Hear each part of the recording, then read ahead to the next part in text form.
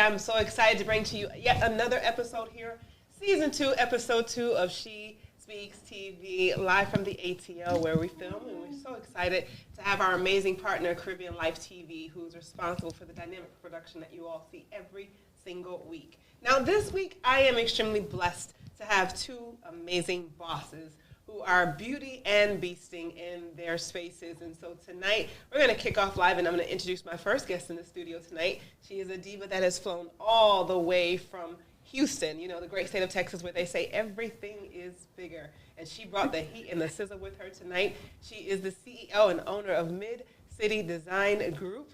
Good evening. Welcome, Miss Tiffany Michelle White. Good evening. Thank you so much. Yes, we're honored to have you tonight to lend your talents and your amazing story to our audience. And then another Houston native, all the way from Texas again. She goes by the name of Yen. She's a dynamic model, actress, all things Renaissance. Oh, my goodness. Great evening. Miss Yen, how are you, beautiful? Good. Thank you for having me. I'm excited. A little nervous, but excited. Girl, don't be nervous. Let your hair down. No, it's already out. We see you. Let it out. No, you are with family tonight. We are streaming live around the globe, literally. We're on YouTube, we're on Facebook, and we're on SheSpeaks Worldwide tonight. For those of you who are chiming in to our audience, we want to say thank you. And shout out to True Blue PR for putting this all together, and for the amazing bosses behind the two boss babes that are joining us tonight. Listen, ladies, we're going to jump right in because we've got a lot to cover, and I know my audience, I've been boasting you all week. My audience is dying to hear about the beauty and the bossing, and so I'm going to go to you first. Literally, I love for you to tell me your story. I know that you live in Houston. I know that you are by way of New Orleans, baby. Yes, tell us a little bit about tell us a little bit about who you are. And, of course, I know you're in the design industry, but what made you get into the design industry? I believe it all started years ago. I have an aunt who changed her house every season. And I was so interested in how she mixed the colors, the textiles. But I came about this route very differently. 13 years for the federal government in compliance until my passion and my purpose aligned. So now I'm just enjoying this time being, you know, a fierce female entrepreneur boss, ready to see where God takes that. So I love that. So you got into the design industry inspired by family. That sounds familiar. I changed my tables every time a holiday comes. My neighbors used to say you could always know what time of year it was when you drove past my house. How do you do it all? Designing, competitive. You're in Houston. How is that working for you? I took a different approach. So my background is in management, marketing. So when I went out and started branding and everything, I took a different avenue. I reached out to people on LinkedIn, made relationships with, you know, the financial world, things of that nature, because design is a luxury service. Yes. So I had to find ways in that way.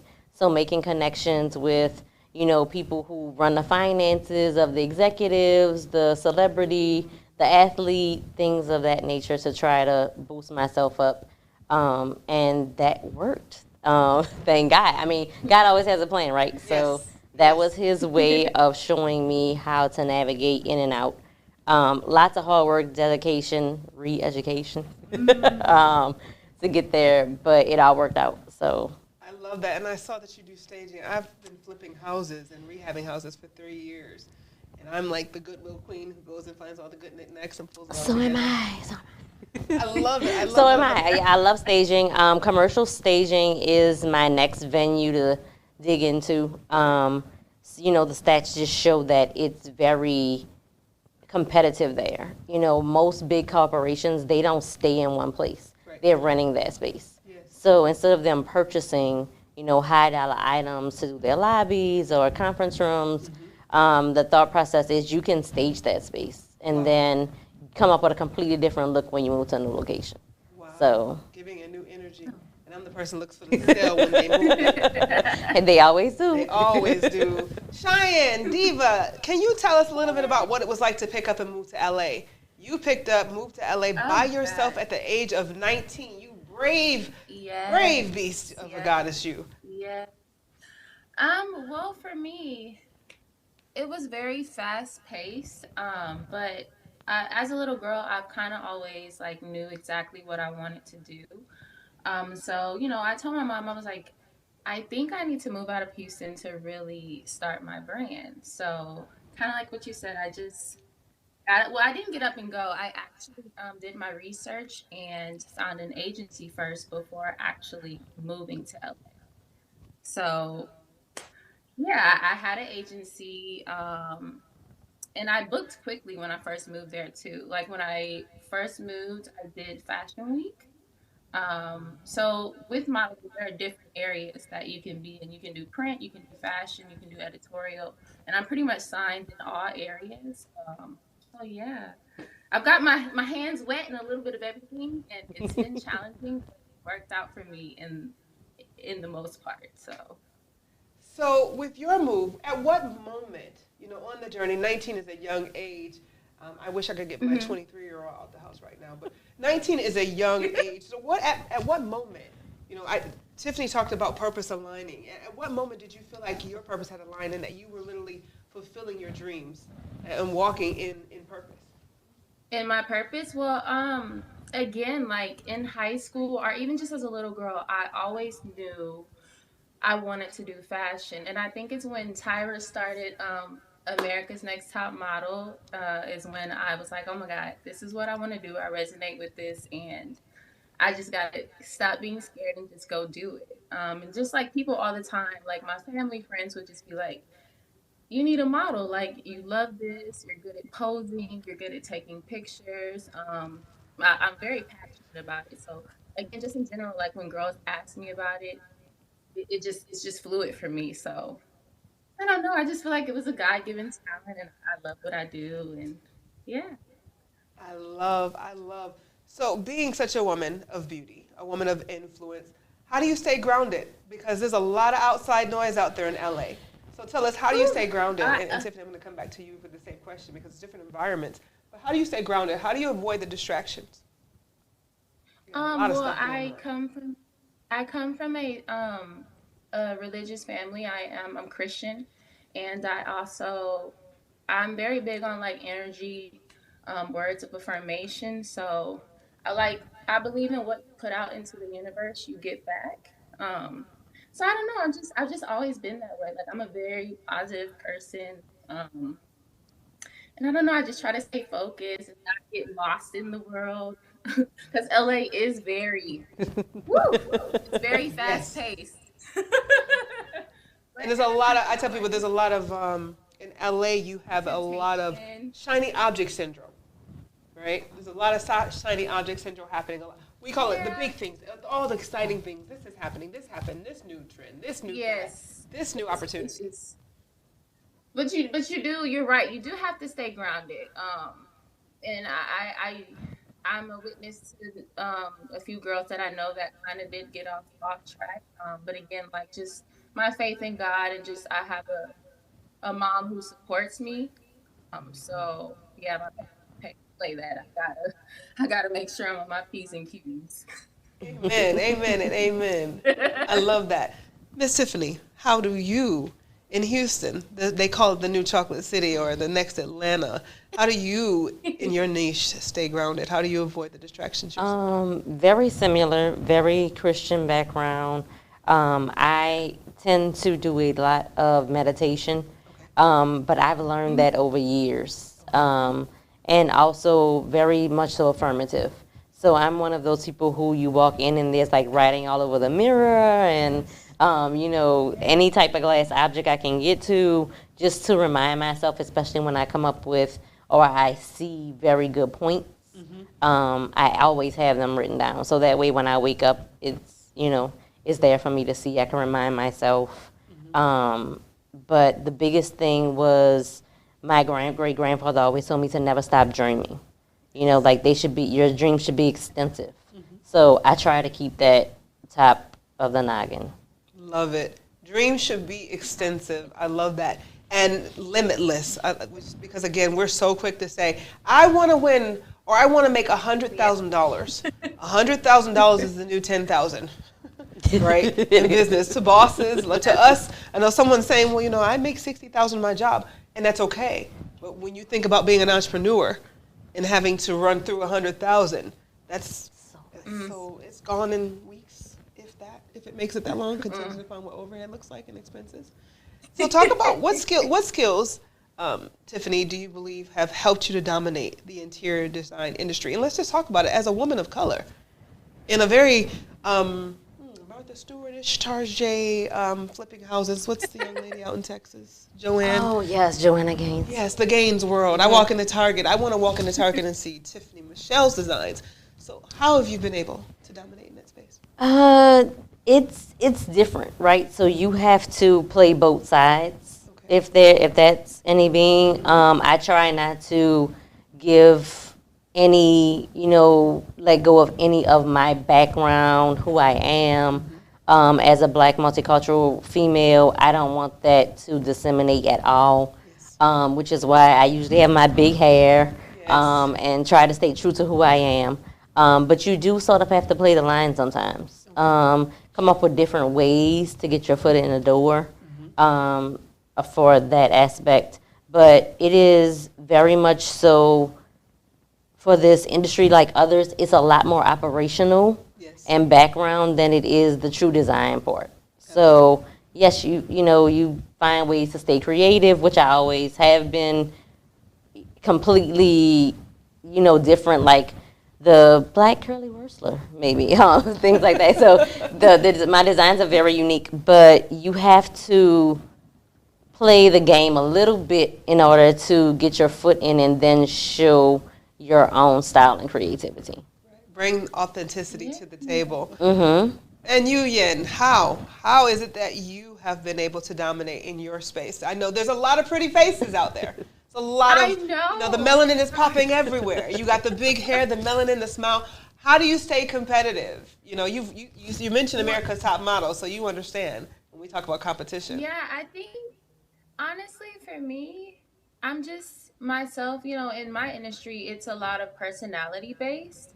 So realistically, I'm just Cheyenne. Like I would say I'm a ball of energy. Like again, I come with good energy, and then I just had to figure out my niche and what would set me apart from the other girls. So I don't know. I think with social media, that helped me a lot as well, because I learned how to like do that whole thing. So that kind of helped boost me apart from other girls as well, like becoming an influencer and things like that. So yeah, I don't. A little bit of everything, yeah. And so I'm hearing this rhythmic message, authenticity, right? Standing firm. Both of you have shared with me that you've refused to change who you are and that you have conformed your business models to work for who you are. It's almost like saying, I tell people, somebody says, well, that's too expensive. As a coach and an entrepreneur, and even in marketing, I do branding, I do marketing. People say, oh God, those prices are too high. And I always tell people that, well, then you're not my client. Definitely. Never be afraid. You're not my client, and it's okay, right? Cheyenne, when you get to a booking and that number isn't right, or I guess before you get there, do you take it because you want the experience, or do you say, you know what, I demand more? Actually, I just had an experience like that. I actually was supposed to come to Atlanta to do a job. I was really excited, but it had something to do with that. I didn't think that the project fit my brand. And don't get me wrong, like the price was great. But again, like, because I don't think it fit my image, I didn't want to be a part of it. But I wish them well. Like, I think it'll be a great video, but just for myself, I didn't see it working out. So I'm totally all about saying no if I don't think it'll. I love that. I love that. It's a message to those of you who are watching. If you could take that away, and I've learned that being a woman of color. I've worked in companies where I am the only woman of color, with about 100,000 other women of color that don't look like me, and I refuse to change. I changed my hair lime green. I was in the cosmetic space consulting. I'd change my hair lime green, my eyeshadow would be lime green. I'd have blonde hair today, I'd have blue hair tomorrow. I was told that I had such a big personality. Compromising is not an option. If you really want to be a boss, if you really want to level up in your niche, know your worth and add tax, honey. Right? That's that mantra that we live by. Let's talk about this. What are we, as women, what are we loving right now in business? What are you loving right now as an entrepreneur in the business world? Female or male? What are you loving? I can learn from you guys about this. So many different people. What am I attached to? People, color. Well, right now for me, I think the biggest thing, especially in the design industry, is the just position of bold colors and then just your modern, everyday, natural features. So you may have, your camels or colors like that, but then they're bringing out or allowing us to bring in our bold emeralds like your chair and things like that. And those are coming through not just in interior design, but fashion, makeup. So I'm all about color, as you can see. Yes, and I came in all muted today. Cheyenne, we came in like makeup artists, and she came in glowing with the oranges and the purples and the prints, the textures. Normal textures. I love, because I'm bold. What are you loving? And I'm sorry, I peeped the earrings too, honey. She's got the colors, the shimmering, the textures, the metallic, and then the bling. What are you loving? What are you loving right now in business, in your business? Female, male, what the energy are you loving? What about it? I think for me right now is the inclusivity that they're doing in the industry, where they're expanding, shapes and sizes, because I'm actually a little bit more curvy than I was once upon a time. And I just love that I'm seeing like on the runway, like, thin, a little bit of more booty now. Like I feel like it'll reach out to more women. That's why I love Rihanna. Like I love what she's doing. Like she has every color, every size, like you said, hair colors, like she's doing it. So yeah, she's a big inspiration of mine. I love bold is what I'm hearing this season. Bold. Yes. If you feel it, bold. Do it. I was in my closet this morning. I was like, so I'm about to put on some leather with some polka dots and then I'm put some stilettos and stones. And you get worried about, well, what are the people going to think? I think we adopt the mantra, who cares? Who cares what they think? If you feel good in it, if it feels good in your living room, you walk in my house and you see a leather couch with tiger print, then a red chair that's like Louis the 16th Victorian. I've been collecting for a minute, with an IKEA table. Pray my strength. I did say I was going to ask her to consult me when it was all said and done. I need that energy. I was on her website like, yeah, I would love that. And I want to do a whole wall now. Literally, the ideal for you to become an entrepreneur, and what prevents either one of you, and I'll start with you, what prevented you from saying a 9-to-5 isn't for me? After you were there. I was there. Yeah, when you left the federal contracting world, and what about that? What made you say no more? I think it was the pushback and lack of allowing me to be who I was. Okay. I needed to express myself as me. And it was okay, just like you said. If I'm not the one for you, that's okay. Right. But other people, share that. So they share my vision, they share my look.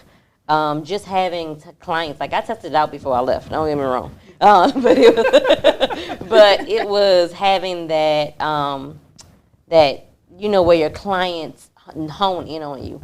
They give you full freedom. You're like, well, they believe in me, so I have to believe in me. Yes. So I think that's what it was. It was just no stopping, right? Like going full force. Not being afraid to be Tiffany Michelle. So here you have one spectrum where Madam White here has been in the government contracting world. She had the 9-to-5, and she actually woke up one day, had the epiphany saying, nah, it's time for me to do me. You did hear her say she put her toe in the water before you left. So there's some of you who are saying, well, my God, I don't want to just jump out there. You know what I tell people, when you're looking at building your dream, you work your 9-to-5, and then you come home and you work your 5 to whenever. Oh, yes. Yes. Building your dream, right? And you did that after becoming a career woman. Yeah, and you just got on that plane and went to LA. Like, oh, man. At 19. Yeah. Most 19-year-olds nowadays ain't getting on no planes. They They still texting. They still trying to figure out this thing called life. But you leaped at 19, went to LA. What made you say that a 9 to 5 ain't gonna never work for you? Well, that just was never on my radar. Not that I have anything against it, but I just kind of like what she said. I'm a free spirit, and I just knew that I couldn't be held down, and I had to do something where I could let my creative juices flow, and again, be bold, be me. Again, not that I have anything against a 9 to 5. I just gotta be me. I wanna explore. I wanna travel the world. It's just so much more to offer, in my opinion. So, yeah. I'm hearing the free spirit. Your hair says it all. Right? If we were, I love it, but look, because you understand in the corporate world. In the corporate world, I came to work with an afro one day. I went to talk about it, and I was actually sent to HR and asked if I was all right because my hair looked untamed. And I work for the Secretary of Defense, so I feel you're a government contractor. Right. I cut mine, and they say, is everything okay? And I'm like, I'm perfectly fine. That's when I started braiding it down and slapping on wigs because, I just wanted to make sure I wasn't scaring people and thinking I was going to have a riot when I got to work every morning. But I was like you. When I left corporate America, I put the heels under the desk. I put on some Chuck Taylors, and I let my hair go. Yes. And then it got too hot in Georgia, so then I braided it back up. But there's a sense of freedom, and I think everybody will get there. If your desire is to be a boss, if your desire is to be at what you do and get paid for what you do, you're going to have that moment where you say never again. I call it the career calling, right? You're going to have that knock on the door. It's probably nudging in your gut. You feel it every day, and you're like, oh, God. I don't know if you worked in D.C. I worked in D.C., so it was for me going in the Beltway every day thinking, if I got to get in this traffic, one more game. And hear these statistics about how people are suicidal and have more heart attacks on Monday. I don't want to have a heart attack on Monday. I'm like you ladies. I want to watch Netflix and chill at 7 a.m., roll over and look at my phone and see if there's a conference call, then navigate my day. It's planned out. I'm productive. Like, you want to get up and look at that booking schedule and see if you want to go. You want to look and see which clients, like, you probably have fun when you get ready to go shopping. I do. You do. Look at like, y'all see that glow? When you're living in your purpose, all three of us, I got these Colgate smiles up here, but all three of us can tell you that when you want to do what you've been called to do and operate in it, it will give you joy every day. And I always tell people, when you're doing what you love, you'll never, ever feel like you're working a job. Which leads me to this. Do you have a business coach, Tiffany? I do have a business coach. And do you find them important, and why? Very important. When I decided to walk away, she was that person that said, it's now. Like, you're paying your employees while you're going to work. And that's not going to work. So for me, it was that person that's in your corner that's telling you things outside of just the business world. Like, this is a great book for you to read, or, this is a good exercise for you to do. So you can become comfortable in the unknown. Because this business is unknown. Being self-employed is unknown. Being a boss is extremely unknown.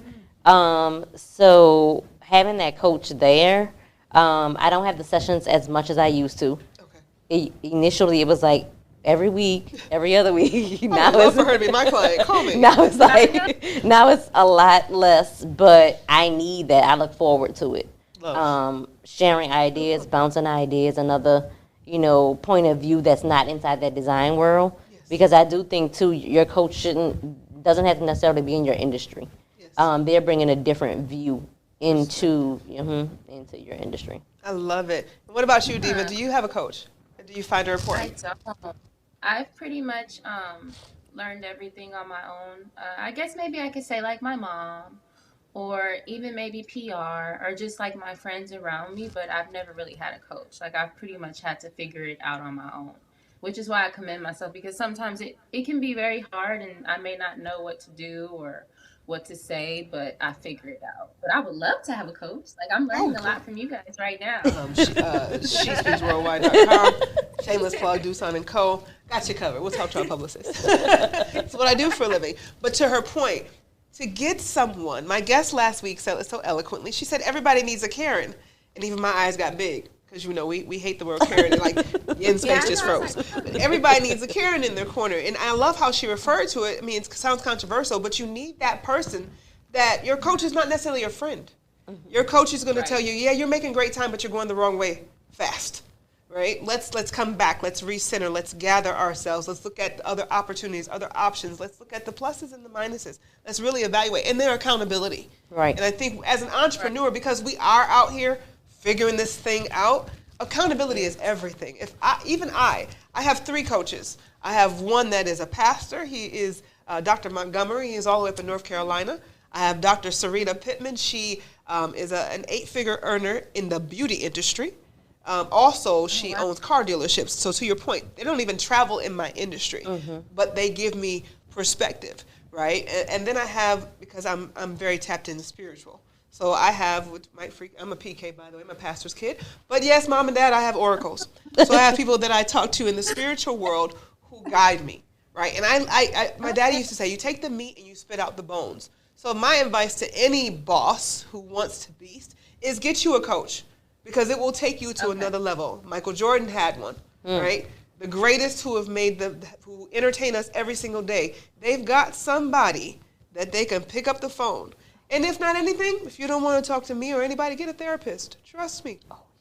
Therapy. That's good. My hashtag is normalize therapy. Because mental health on the journey of an entrepreneur, let me hit you both with this. I know it wasn't pre-planned. Pandemic. How did you survive in your veins during the pandemic? Let's start with you. Initially, I don't think I was. It was, and I agree with you. I think therapy is significant for not just a boss, just everyone. Yes. Everyone needs someone to talk to. It doesn't have to be, it could be a counselor at your church. It can be anyone, but you need somebody to bounce, thoughts, ideas. The pandemic for me started off difficult. I was unsure about business. I had just leaped away from work. So it was like, what is going on? But you have to be, it was becoming creative. So coming up with other ways to get information to clients, e-design, MidCity mail, other avenues to do the exact same thing I was doing. So get creative. Systems in place. We'll talk about that in a minute because I was on your website. I was like, she's got systems. I like systems. What about you? Yeah. It pretty much is the same thing. Well, for me, because I have an agency, everything it's kind of still closed. So I'm banking off of another person for income. Like they're the ones who send me out for auditions and castings. So kind of like what she said, I got to be creative. I'm like, oh my God, how am I going to survive? So I actually, my friend, again, I have people that put things in my ear, a photographer of mine, we did a model boot camp. And I posted it on my social media, and I had like the youth come out, and I taught them, how to pose and the basics of the industry, and made money from that. So just getting creative because honey, it was hard. And talk about creative, having to figure out another way to do what you do. I don't think I'd ever use Zoom so much because I'm such a hands-on, in-your-face person. Dressing from here up, literally getting on a computer and not feeling isolated. The emotions that came with the pandemic of putting us in boxes, forcing us to kind of be in a little bubble, and then being the first in my family with so much responsibility. I'm sure you can relate. Do either one of you come from entrepreneur backgrounds? not at all. I don't. Yeah. So you're the first entrepreneurs in your family? Yes. I love that. Oh my God. Yeah. And on track to be the first millionaires in your family if you're not already reached there? Mm-hmm. How does that feel? It's affirmed. You just said where? It's been affirmed. Yes, it's been affirmed. It's been affirmed. Yes. How are you, with everything that's happening now, going that way, how are you all raising funding for what you do and for your future endeavors? So for me, it is very much so, once again, thinking outside that box. I probably have tons of different creative ideas to build on. I always think, what's the next, way to go to build? I want to add an architectural arm. I want to make furniture and fabrics and, all the Ooh. fun stuff. Yes. So I have layers there, plans there to build. One thing my coach always told me was, everyone shoots for the 6 and 7 figures, go for 8. Go for 8. So Yes. that's the plan. That's how I hope it plans out. Not that it has to be, point on. I'm always open for new opportunities to come about that a different way. So it's open. I'm going to pull on the fact that you are looking to launch the very first Minority Design Expo. Give me details, because I want to be there. So it's sort of like Fashion Week, but, for the minority designer or because we do exist. A lot of us hide in the shadows, and we try to conform with what's regular, but we're not going to get what we deserve if we keep on that same path. Right. So this is going to be event like no other. There's not one out there. We're going to make it to where we have different industry vendor partners, build different relationships with, become ambassadors with different organizations, a lot of designers, tap into some networks. There are, designer networks out there that are for, minorities. So tap into those, try to get us, a fabulous, fabulous week. So come on down. Everybody will be there. Learning a lot. Yeah. Spread the news. Everybody's welcome. Come on. You can come too. Now, you have, Cheyenne, having walked Fashion Week in Texas, having, have this, your resume is impressive. You've done Thank videos, you've done it all. You've done Neiman Marcus, you've Yes, done ma'am. Macy's. You've been a face. Tell me. How are you funding what's next for you on your journey? Well, actually, that's something that I'm working on. That's why I said I'm learning a lot from you guys. I'm interested in becoming more of an entrepreneur. I would love to start a clothing brand or curly hair products because so many girls are in my DMs asking me about my hair. So again, Yes. I just have And people. it's I'm hers. just thankful that I have people around me that are pushing me or they want to see me do more, if that makes sense. So it's something that I'm in the works of. I haven't done it yet, but again, I could learn a lot from you ladies. I'm loving it. I can see you literally. Like I was getting ready to say, I don't see why you're not a hair ambassador already. There's so many Well, curly I girls. But we I can help actually change that. work We've with got relationships. yes, and I'm like, yes, help me. Yes. And here's the thing, you already became an entrepreneur. You had a whole model boot camp. Do you realize you can do that Yeah, everywhere? You can do it virtually, right? If hairdressers yeah, can tell me how to put a lace front on from yeah. Instagram, you can walk me through. Because trust Right, me, people ask me, my hair is big and blonde and with it curly right now. I keep it braided up because I don't know yeah, how to manage it, right? I keep it hidden right, because I was once afraid of what everybody would think. Like, does that child comb her hair? And then I've gotten so used to my girl. image being so slick with weaves and with wigs Yeah, that I kind of forgot that yeah, I'm a natural girl under here. Like I gave up the relaxer yeah, 20 years ago and let it go, the creamy crack, yeah. and I was addicted to it. But then I wanted blonde. So now I have this hair. So you're already being an entrepreneur. If I could give you anything, I would say, girl, bring the boot camps back because more of our Okay. girls, right? And we'll tap into it. In the modeling industry, there's a toxic side. There's a toxic side Yes. to the model industry. And I'm looking at your energy thinking you can be you are the person who has changed that face and showed us that you can say no to things that don't fit your brand. All money Yes, isn't good money, right? You don't have to take all your clothes off to be beautiful, yes, right? And if you do, it's okay because there's a tasteful way to do it. But women, yeah. young women, like my question to you would become, if there was that one thing you could tell that 17-year-old or that 15-year-old or that 19-year-old who wants to do what you've done, that's where your entrepreneurs coming in because now they need a coach. What would that Yes. be? I love it. Oh yeah, you can pay me Well, later. um, well, for me, just to keep the drive and to stay motivated and to always believe in yourself. You're always gonna have people, trying to talk you out of things, but just keep that drive, and keep those that love you close, and whatever profession that you're in, study that. Like the younger girls that I work with, I tell them, figure out exactly what niche you want to do. Do you want to do fashion? Do you want to do commercial? Like, you got to know exactly what lane that you will fit in and work on that, because it is a very competitive field. And just make yourself the best version of you and be ready to bring it. I love that. So how do you market yourself? I know you said you had somebody that's helping you. You have management, you have PR. But how do you market your business? Yes. And what tools and tactics have you seen to be the most successful for you as a model? Well, honestly, for me, Instagram is my money maker, and again, like I'm self-taught. Like I pretty much do everything on my own.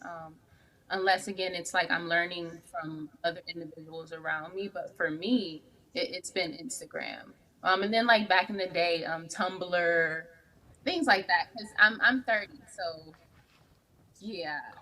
The things. What else do we have? Facebook too, but it's more Instagram based. So social media has been the key to your financial success. Yeah, for me, for the most part, influencing and things like that, or Absolutely. becoming an influencer. Yeah. Love that. And how have you been? I know you said LinkedIn earlier and you do networking events. What are other strategies that you've found to help you be really successful in your business? I think one of the key points that we all have to go into, and even like Yim was saying, she wants to know where the entrepreneurship comes in at. Teach people Instagram. Because there are people like me who don't want to do it. That would be me. So, not that I don't think that I would. I just am not confident and comfortable in that realm. I'm a little bit older than her, so I'm in the, way back in the day part. So I'm like, I don't want to. Yeah, MySpace. MySpace. I'm the MySpace girl. Yeah, Tumblr way. So, I still wrote letters by mail. That's actually a good idea, though. That is something that I feel like I could look into. That, or is that what exactly do you call that? I think I had someone mention that before, that I should kind of mentor on that or do like a Zoom class. Coaching. Because a lot of people don't know. A lot of people don't know about like the algorithm and what hours to post, and so that you're right. I should. Yeah, I mean, like, I can't keep up with the fact when they say now you can only use 10 hashtags and 30 hashtags. I ain't got time for that. And they say now it's video. And now it's video. Oh, now you got to do reels because your photos just aren't good enough. So now you got to do reels. Yeah. Like, I literally text my 23-year-old. I was like, could you find me a friend that can help me do TikToks? Because y'all do these TikToks every day. And I'm like, No, me. Yeah, no, like No, literally. But you can teach. I hope you're writing this down so you'll catch the recording. But those are the gifts that you have in your generation. I'm going towards 50. We thank God for good skincare. But we're going to 50. So this generation, like TikTok, what? Right? I had my friend get on TikTok. He's going towards 60. And he got on TikTok by accident because somebody called him. That man that goes through neighborhoods and says, rich man lives here, went into his neighborhood and knocked on his door. And that's how he did his first TikTok. Right? Otherwise, we're old school in the respect of, I'm still telling people belly to belly. Meet me at Starbucks at 8 a.m. And I'm bringing a notebook and a pen. And no, I don't have 17 devices. Now, I did get 3 phones. That's just because I thought that each business had to have one, because I teach taxes. Yeah. So I teach taxes. I've been doing it for 10 years. So I tell people, don't co-mingle anything. So you have to, one of my sisters in business, she's my tax partner, she says, find your lane, stay in your lane, and burn rubber. Yes. So I want you, as a mental note, and this is to the audience listening, everything that you do is marketable. So if you know how to do TikTok, that's a business. $29.99. You teaching a TikTok class tomorrow. If you know how to teach people on the algorithm of Facebook, people are paying for information, right? People come and pay me for 15 minutes just to look at their tax situation. They pay me 25 minutes, $25 to talk to them for 15 minutes. And then it goes up to $600. But by the time that 15 minutes is over, they know they need me, right? And by the time my 15 Yeah. minutes is over, I know I need you. I know I need her, right? Because I love my creative space. So those are gifts and talents that we lend to the world. The culture. How do you all navigate the culture that exists within your entity? So within your business, talk about how you've established culture within your organization and what is it like? What is it like to come and work for MidCity Design Group? So I, coming from that government side, everything's very laid back. I'm more like get the work done, Yes. have fun, and we can proceed. Whether they come into the office or not, I'm not pushing it. It's very much so respect for each other and each other's craft. Most people start like in the intern level, junior designer, then they move up, lead designer, that way. But it is very much so.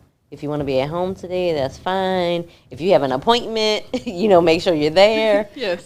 Those type things. Initially, I think when I made my first hire, it was a lot like, let me call and make sure they're up at 7, or very nervous that Send a text they. message. Are you working today? But it has. I think I work best like that, not being micromanaged. I always did, so I think that whole outlook and the how you build that.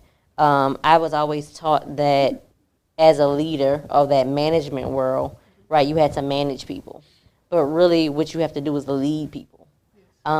So that's kind of how I'm doing that. I'm just leading them to become good designers. And I also think that as business women, we shouldn't get upset if somebody leaves. For me, that means I have taught you immaculately, and you can go and share that mid-city wisdom with someone else. Ooh, I used to be personal.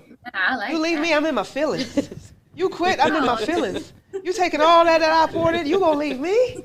How you gonna leave me? I used to be that way, and because I was in the sales space, and you feel like you almost feel like they become your babies and your children, and you love on them, and then they just want to leave and go away. But I feel you. I can see why you're one of Houston's top 500, because I'm really culture is learning a lot everything. from Any that. corporation, any environment that you're in, you allow people to be them. When you let people be their most free selves, as you said, as long as they get the work done, as long as they show up, I tell you, the performance that they give is next to none. And then they don't want to leave. They really don't want to leave. Yeah, and your world is a little different. How do you walk Yeah, in? What is the day like in the day of you showing up for work as in? showing up for work. I mean, well, set life. Set life in general is you're dealing with a lot of different energies, right? So for me, again, I am always saying affirmations. I'm always going in with a positive attitude because sometimes, it's set can be a little crazy. And I've also dealt with like directors who weren't, very nice. So again, it's just always having to have this forefront face. You gotta fake it till you make it, basically. So pretty much just all again, just always being on your P's and Q's, always being ready for whatever they throw at you because. Baby, I tell you, I've been thrown some things, but So I've you've had to make it experienced work. the devil wearing Prada. Oh You've, yes. Oh yes, I have. I've experienced that. I've experienced racism. Again, you talked about being the only black woman in the room. I've been the only black girl on set and I felt a little, shunned out. But again, I had to, shake it off, make it work, you know, pop off for um, the black girls.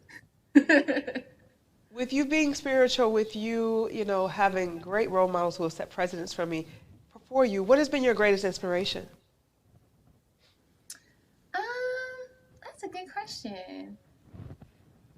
I guess I would say my mom again because just seeing how she works and how she's grounded me, it's really shaped me to become the woman that I am. Like I love her to death. I've learned a lot from her. So I feel like she would be one of my biggest inspirations. And then just other black women in general. Like I'm always learning. I'm always eager to learn. I don't know everything, so I didn't. I'm all about women empowerment. So whenever I can gain something, I'm all for it. And if I can share knowledge too, I feel like we all win, if that makes sense. Yeah, absolutely, absolutely. Now, with you being in the modeling industry, talking to your 17-year-old self, what is some advice you would give? Because I think here's the illusion. A lot of girls see the influencers, right? I'm 40 plus, plus, plus, plus, plus, plus, plus, plus. And so I'm inspired. Like, I will watch influencers like Ari, you know, names that I'm sure you're familiar with. Ari, Jada, Wada, you know, Jada. I love I'm Jada. thinking of along your age bracket, because you said you're at 30. You know, how do you, with all of that happening in the world, how do you stay true to you, and what do you say to girls looking to get in the industry? Because I think there's an illusion, right? Not to knock what they do, because they have mastered it. They got bags of checks for it. But what do you say to the girl who's looking to get into the modeling industry? And this is also going to be your business as a coach. No plug. But what do you say to that young girl who wants to get in the modeling industry? Pretty much, again, to like always just believe in yourself. Like you said, everything is an illusion. Everything you see isn't what it may be. So just be confident in yourself. I think that's one thing that helps me get by is I'm very confident. I'm very sure of myself. But again, I'm that way because I had that instilled into me from my family, from my friends. So again, it's just important to get to know yourself firstly, God, and just learn your craft. The more you know, the more you're able to apply it. You'll feel more confident. You'll walk in that room feeling like, okay, I'm here. I can do this. I can compete against this person. You know, you just got to be sure. Confidence. I keep hearing that resounding message with you. It's confidence. It's belief. It's knowing who you are. It's uncompromisable. And I can appreciate that there are so many girls who feel like they almost have to sell their soul to be a model. And so I want to salute you for continuing to set that example. Tiffany, what has been your greatest inspiration? I think my greatest inspiration is probably my grandmother. She had great willpower when it came to work.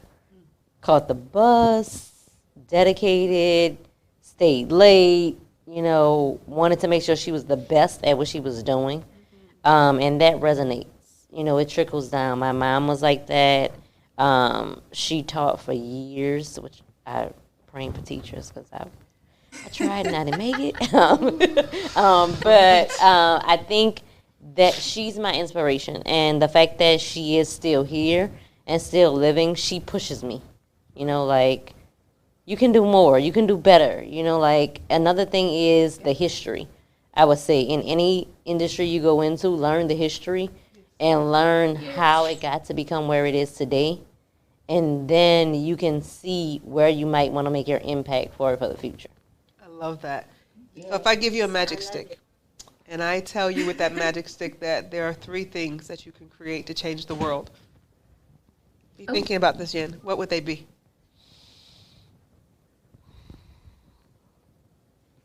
Ooh, that's a good A tiny house, probably. Tiny house. That could encompass everything that people need in developing countries.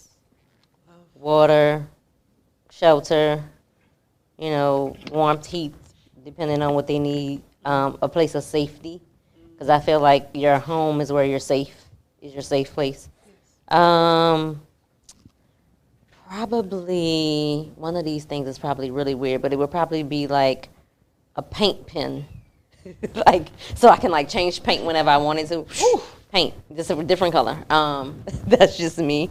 It varies by day. So, and then the other thing would probably be, for me, some way for people to communicate without it being so visual. We live in a world where everything is seen. Everything. Good, bad, and ugly. People are afraid to express their inner thoughts. And I think we should have some means of being able to do that without the whole world finding out. Can we normalize intimate moments with ourselves? Right? Can we normalize that? Because like you said, we have done a great job of exploiting everything. From the grits, the burnt food you made, the food that don't look good, to your pets talking and memes. And like, there's nothing sacred anymore. right? And if your relationship ain't on social media, then I guess your relationship ain't real either. Unless, of course, you're Beyonce. Gives us a glimpse every now and then. But the reality of it is, I love that. Normalize privacy. Again, private like moments and not having the world to see everything. What about you? You got the same magic stick, Yin. What are the 3 things you would do to change the world with that? I mean, I was gonna say you're gonna have to come back to me on that one. That's a little tricky, but I like her privacy because I feel like I'm that way as well. I seen a quote where it's like I post things, but I don't post everything. Like you know enough, but you don't know everything. So I like the privacy thing, and then I guess maybe just more like compassion, because I just feel I see so much like negativity on social media. It just irks my nerves sometimes. So maybe that too, sprinkle that around a little bit. Yes. But for me, I Compassion and think that's empathy. I don't know. Yeah, empathy. I don't know because I'm just really big on energy. Like I try my best to like exude that, put it out, put quotes on my stories on my feed. Just because again, like just I feel like so many people are seeing things and they get brainwashed and then they start to take it out on other people and it's just like, whoa, man, Right. relax. And I think with So the for me, internet, I think I'm those 2 things. amazed at how fast information travels, right? And how quick. Yes. Facebook, Instagram, and IG all went down. I mean, that is the same thing. I'm sorry. Facebook and Instagram went down last week. And the moment it came back up, I mean, thank God. That's what, FYI, as a brand goddess and with the brand god on my side, one of the things I will tell you is that having other vehicles outside of social media to stay connected and to communicate. Nothing happened on my show because I got a website and I streamed straight to the website. But when IG and Facebook came back up, to your point, Yin, the messaging that went directly into the subconscious of people is the Squid Games. And all the memes of Facebook and IG and the survival and the mindset. Now, don't get it twisted. Squid Games was one for the books, and I salute the man the story behind him writing that. For those of you who haven't watched Squid Games, I highly recommend it. I'm not being paid by Netflix for this, but I recommend it because I tell you, it will keep you on your edge all 10 episodes. Not to mention, it's the story. It's the story as an entrepreneur I think is so relative for us. Is that gentleman wrote that Squid Games in 2009. He wrote it in 2009. He was rejected by every single studio for over 10 years. Then came Netflix. And now he's in 90 countries. Now the messaging in that for me as an entrepreneur is keep going. Because a lot of you as a model, you get the first no, you call mama, you cry, and you're moving back home. As a designer, you get the first no, client don't like something. The flowers need to be a little less bigger. And next thing you know, you cry and you calling Uncle Sam to see if you can get that job back. People quit because of the pressure. They don't have the wherewithal, the business acumen, or the ethic to want to go through the process, wait it out, and grind it out. So I salute both of you because you did at 19 what I would have never done. I went to the military because my family told me to get a safe and secure job. And it better be a government job so that we could pay them good old bills and make sure it got benefits. You just leaped and the net would appear. So no matter who you are, what vein you're in, whatever the passion is you want to pursue, push and do it anyways. What part of, Tiffany, what part of your life experience would you alter if you had the chance to? I probably would be more like Yin. I would just jump from the beginning. It was that same thing. Get a good education, good job, good benefits, support yourself, and be satisfied. With the good debt. Yes. Okay.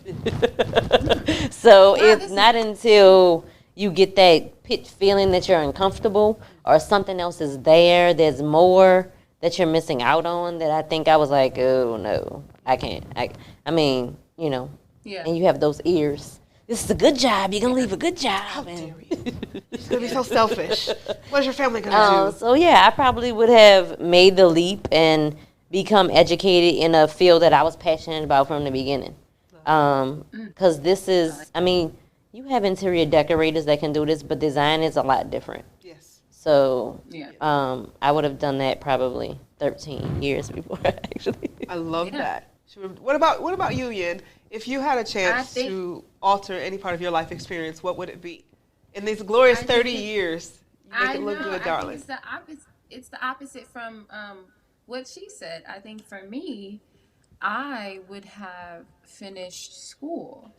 I guess just so I could have something to fall back on, per se, if needed. But other than that, I've always been a go-getter. So I don't think I would change anything. But if I could, I would finish and get my degree, which I'm actually thinking about going back and doing again, just so I can have that. And so I can instill it in my kids too. Like, I love, but here's the thing, and I guess because I came from the generation where it was told that you got to go do it, and you wouldn't be anything without the education. And I always tell people, I got more degrees than thermometers. I don't use none of them. And Sally Mae, thank God for being a disabled veteran. Those loans got paid off, because otherwise I would have still been owing her. But what I will tell you is that I don't want, and if I could just seed it into you to understand, honey, you done went to the school of hard life and the streets, right? And I tell people there's an invaluable education that you can get from going out there and failing forward. And that, honey, so don't feel the pressure of you got to go pick up that degree. Now, if you want to do it, and if you led to do it, go get it. But understand, you did something. Again, I have a 23-year-old daughter who is thebomb.com. She's a creative being, right? She's a hustler. She got mommy's work ethic. She don't take no mess off of you. She went to Alabama State for 1 year, called me and said, I'm over it. Now, the mother in me, because I was bred to believe that I needed to do it, the mother in me was like, oh, God. Oh, no, my child is quitting college. But I had to let her be her. So identity, the identity crisis, the world already has enough identity crisis happening around us. So, again, understand that. Give yourself grace on this journey and do what your heart feels, not what everybody else tells you to do. Because I did what everybody else tells me to do, and I'm like you. If somebody wouldn't have told me, oh, I would have skipped the Marine Corps. I would have skipped all that good old stuff because it wasn't me. I couldn't wait to be me.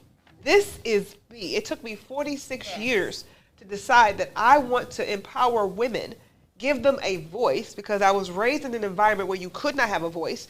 Your opinions be seen and not heard. Your opinions didn't matter. So this right here allows me to be colorful, expressive, creative, and do me, and help other women realize they can do the same thing. So let me ask you this final question before I have you tell our audience how they find you and all that good stuff. If you could write a book about yourself, how would you name it? Ooh. I'll go with you, Yin. I felt that. Ooh, girl, I don't know. Like, the first thing that popped in my head was Sasha Fierce, but I don't know. We'll call it Yin Fierce, honey. Yin and Yang. Ooh, I got tied to alter ego. I like that. Alter ego. Yeah. Ooh. I feel like that's catchy, right? I love. I'm going to put a shirt saying, this is my alter ego. Hashtag I like alter that. ego. Alter ego. That's a product you can sell right now. Yeah, Create a t-shirt. like This is my alter ego. Yes. See how that happens when you have a coach? I'm always thinking that way. Tiffany, if you were to write a book about yourself, how would you name it? It would probably be named Fierce, Female, and Free. Ooh, triple F. Yes. F you. Fierce, female, and free. Yes. Girl, I just gave me chills on that. Yay. Oh my God, this has been amazing. I wish I had more time to spend with you, lovies. I want to ask you two questions, and as before we transition. One, any final words that you want to share with the audience? Because I know both of you are beasting, got so many amazing things happening. I want to make sure the world knows where to see you, how to find you, and how to connect. What's next for you, ladies? What do you have going on, Tiffany? Next is going to be the Design Week. Furniture to come. Give me 3 to 5 years. It's coming. That's the plan. You can find me on social, IG, T. Michelle White, or the design page is MidCity Design Group. Our website, www.midcitydesigngroup.com. It just works for you. Business didn't stop when Instagram and Facebook went down, so websites are a go-getter. And what would I say to anybody? Don't doubt those creative thoughts you have. Write them down, even if you hold them for years. I have books on books of things before I ever thought about leaving the federal government. So, yeah. Wow. And now look at you. Beasting, honey. The manifestation of what she put in writing. That's powerful. What about you, Miss Yen? I would just say, I'm going to keep it short and simple. I'm going to say go and get it. And just to simply, ignore all the hate and keep the positive and light in your life. And again, be confident, be you. And what I have coming up, I'm actually getting ready to go back to South Africa. That's fun. See out there. So yeah, I'm excited about that. It's actually one of my favorite places to work. I think it's like top 3 places to visit. Like, it's amazing. So I'm excited to do that, go back there. And then, yeah, you can find me on Instagram. That's the only thing I use right now. And then my website, www.CheyenneDepree.com. That's how people can book me if you don't go through my agency. Yeah. I love. Wow, such amazing light. You almost give me the feel like you get up and do yoga every day, Yen. I mean, I feel so calm and relaxed because I've got a beautiful friend named Courtney, and your spirit, it's even exuding like the calm, like, namaste, all that good energy. I love it. You probably burn Palo Santos and sage over there, right? Yes, got some crystals floating around somewhere? There. Yes. I love it. I love it. I love it. Well, listen, for those of you who are joining us tonight, I pray that you have been inspired. I pray that you got something of value from what these 2 amazing, beautiful bosses who have been beasting in their own lanes have been doing around the world. And I encourage you to stay connected. I encourage you to dig into your soul. Whatever that thing is that's nudging, for those of us in the spiritual world, that solar plex, whatever thing that's getting into the pits of your belly, do it. Feel the fear, do it anyways. And don't wait for permission from anyone to be the best version of you. I love how Yen talked about our haters. And it's funny because I made a post on Facebook today that said, welcome to the next level. We welcome all haters who will be used as fuel and motivation for the even next level. So don't be worried about those that don't agree with you. They're just simply saying they didn't have the courage to do what you were doing anyways. And as always, guys, we get together every Monday night here at 8 p.m. Eastern Standard Time. You can follow us on SheSpeaks Worldwide. Please go follow these ladies. Get connected. No matter what industry you are in, you can learn from everybody. We love you. We will see you at the top, and we thank you so much for tuning in to SheSpeaks TV tonight. Tune in next Monday. We'll see you again. Yeah.